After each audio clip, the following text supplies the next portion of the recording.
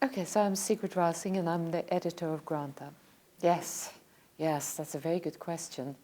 I guess the passion of the editorial team and the fact of our subscribers.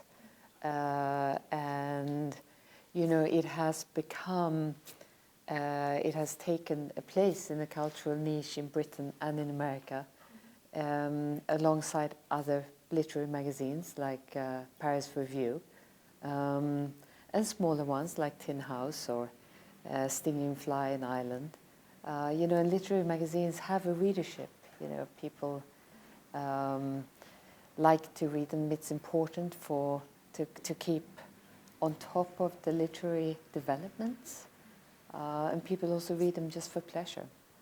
I mean, it's a smaller field. You know, there are many more American writers than there are British ones, and I think one big difference is that in America you have all the writing schools, and you have a kind of fully formed, as it were, academic field of teaching writers how to write. You know, and in Britain that's a very small and burgeoning field. It's hardly even begun. It's coming, but we're not quite there yet. I don't feel like I really know enough about the Spanish readers to answer that question in a sensible way. But I mean, I would speculate if I answered it. I think they're probably more or less the same kind of people.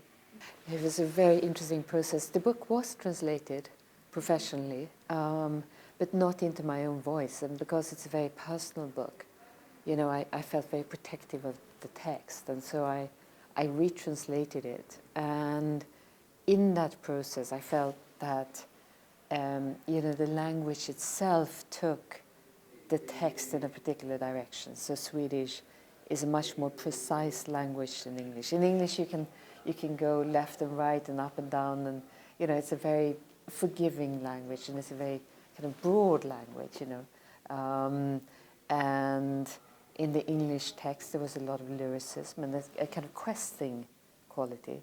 And in the Swedish version of the book, the text became more precise, you know, and stronger in a way, less questioning, and clearer in some ways.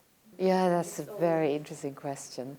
I'm very keen on Alejandro Zambra's work, who's a Chilean writer. And because his work is so experimental, I do always wonder about the translation of it and what comes out the other side. And Bolano, of course, the same. You know, I'm very keen on his work. And yeah, I mean, I would like to read everything in the original, but I can't, unfortunately.